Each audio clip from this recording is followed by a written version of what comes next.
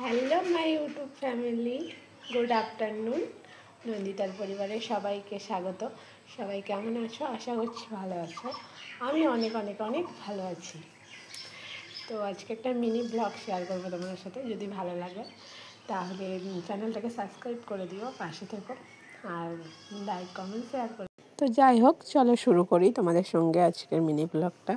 দুপুরবেলা ভীষণ ঘুম পাচ্ছিলো, কিন্তু মেয়ে ঘুমালো না, সেই জন্য ভাবলাম উঠে পড়ি।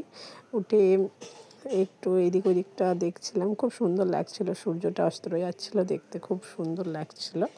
তারপরে জল টল, যেহেতু আমার শ্বশুরমশাই কেনা জল খান না, ওই জন্য জল ভরে ঘর দোরগুলো ঝাঁট দিয়ে উঠোনটা ঝাঁট দিলাম। ঝাঁট দিয়ে মেয়ের দুধ গরম করলাম। দুধ গরম করে নিয়ে মেয়েকে খাইয়ে রেডি করে দিলাম। ওর একটা দাদু এসে নিয়ে গেল ওকে। নিয়ে যাওয়ার পরে মেয়ের বাসনটা মেজে একটু কাজ ছিল, কাজ করে একটু কিছু খেতে ইচ্ছা ছিল, ওই জন্য ফ্রিজে একটু মিষ্টি ছিল, খেলাম।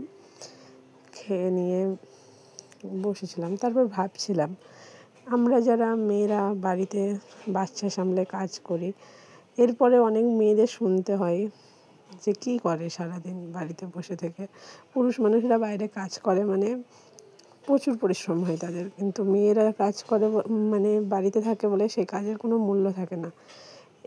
রাত্রে কীভাবে একটা বাচ্চাকে নিয়ে ঘুমিয়ে সারাদিন। তো মিনি ব্লগটা এখানে শেষ করলাম। যদি ভালো লাগে প্লিজ লাইক কমেন্ট শেয়ার এবং আমার চ্যানেলটাকে সাবস্ক্রাইব করে দাও। টাটা বন্ধুরা।